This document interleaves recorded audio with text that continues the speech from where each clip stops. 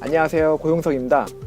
제가 요즘 4차 산업혁명에 관해 공부를 하고 있는데 그 중에서 이 정재승 교수님의 책이 너무나 인상 깊어가지고 여러분들과 함께 몇 가지만 한번 공유를 해보고 싶어서 이렇게 유튜브로 또 제작했습니다. 한번 볼게요. 먼저 저자 소개를 하는데요. 정재승 교수님 하면 이제 조금은 아시는 분들은 그 알쓸신잡에 자주 나오시는 분이고요. 그리고 현재는 카이스트에서 바이오 및 뇌공학 교수님으로 계신다고 합니다. 첫 번째 밑줄, 길을 잃어본 순간 우리는 세상에 대한 지도를 얻게 됩니다. 우리는 적극적으로 방황하는 법을 배워야 합니다. 필자는 이스탄불의 한 도시에서 원래 강연을 하기로 했는데 정작 티켓에는 지역만 표시되어 있고 위치가 전혀 없었다고 합니다. 그래서 결국 그는 점심부터 택시를 타고 계속 돌아다녔대요. 한밤중까지 헤맸지만 결국 강연에 참석하지 못했다고 해요. 근데 신기한 일은 그 뒤로 머릿속에서 이스탄불의 도시가 훤히 그려지는 거예요. 그래서 그는 이제 자신만의 지도를 가지고 이스탄불의 좋은 곳을 몽땅 돌아보고 귀국했다고 합니다. 결국 자기만의 인생 지도가 없다면 남이 만들어준 지도를 가지고 여행할 수밖에 없습니다. 진정한 여행이라고 할 수 없겠죠. 혹시나 방황하는 분이 계시다면 지도를 만드는 중이라고 생각하면 되니까 너무 걱정하지 않으셨으면 좋겠습니다. 두 번째 밑줄, 혹시 헨릿 증후군이라고 들어보셨나요? 1989년 처음 명명된 이 증후군은 선택의 갈림길에서 무엇을 선택할지 몰라 고통스러워하는 심리 상태를 말합니다. 사실 결정장애의 원인은 실패에 대한 두려움입니다. 사회적으로 실패자에 대한 눈길은 결코 곱지 않은데요. 왜 입시지옥과 헬조선이란 단어가 생겼을까요? 좋은 대학에 못 들어가거나 제대로 된 직장에 못 들어가면 그 뒤의 인생이 안정되지 못하기 때문입니다. 이런 사회적인 인식과 안전망이 부재한 경우에는 우리는 결정을 절대 쉽게 할 수가 없을 것입니다. 그래서 저자는 실패하면 격려하고 조금이라도 성장했을 때는 그 기쁨을 공유하는 습관이 굉장히 중요하다고 합니다. 자, 세 번째 밑줄.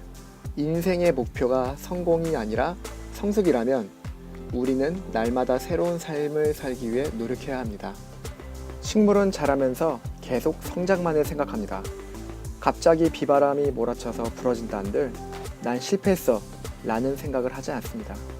오직 인간만이 유일하게 성공에 대한 집착과 실패에 대한 두려움, 자기 연민을 가지고 있습니다. 나를 계속 슬프게 하는 습관, 우울한 말버릇, 안락하고 포근하지만 아무런 변화가 없는 일들을 과감히 포기하고 긍정의 말, 보다 건설적인 생각, 새로운 방법들을 삶에 계속 주입하면 어떨까요? 네 번째 밑줄, 고대 그리스의 철학자 아리스토텔레스에게 예술이 가진 창조성의 근원은 무엇입니까? 라고 물었을 때 그는 그것을 은유라고 대답했습니다.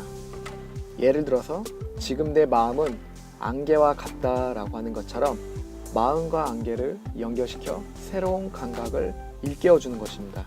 특히 훌륭한 은유일수록 두 대상의 거리가 멀리 떨어져 있다고 아리스토텔레스는 말했습니다. 멀리 떨어진 것을 연결하는 능력이 창의적인 사람의 뇌에서 공통적으로 보이는 현상입니다. 실제로 과학자들이 창의적인 직업을 가진 사람들의 뇌 영상을 찍었는데 놀랍게도 창의적인 현상이 일어났을 때 인접 뇌세포들이 서로 네트워킹을 하는 것이 아니라 서로 멀리 떨어진 뇌세포들이 서로 네트워킹하는 현상이 일어났습니다. 친한 친구들끼리도 매번 그냥 만나서 밥을 먹는 것보다 새로운 곳에 놀러가서 색다른 경험을 하는 것이 좀 더 독특한 추억을 만들어주는 것처럼 우리 뇌세포도 새로운 경험들, 전혀 일상과 다른 경험을 할 때 창의성은 발현된다고 합니다. 다섯 번째 밑줄, 실제로 창업을 해서 사회적 성취를 이뤘다고 여겨지는 사람들은 위험을 무릅쓰는 사람이라기보단 오히려 위험을 잘 관리하는 사람이었습니다. 여러분들이 알기에 마이크로소프트의 빌 게이츠 회장도 안정적인 직업과 대학을 버리고 마이크로소프트를 창업했다고 알고 있습니다. 하지만 알려진 사실과 다르게 그는 학교를 중퇴하지 않았고 장기 휴학을 했고 심지어 휴학도 회사를 창업하고 1년 뒤에 했습니다. 즉 실패하더라도 다시 학교로 돌아갈 수 있는 경우의 수까지 모두 계산한 것입니다. 그래서 그는 위험을 감수하는 사람이기보다는 위험을 잘 관리하는 사람이었습니다. 최근에는 IT 업종에서 젊은 나이에 성공한 사람이 많이 조명되고 있습니다.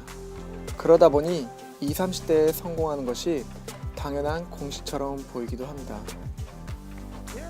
하지만 1300년 이후 출세한 과학자, 시인, 작곡가, 기업인 등 뛰어난 인물들 대상으로 그들이 언제 자신의 대표작을 발표했는지 연구해봤더니 통계적으로 20, 30대는 40%, 40대 이후에 일어난 성취는 무려 60%였습니다.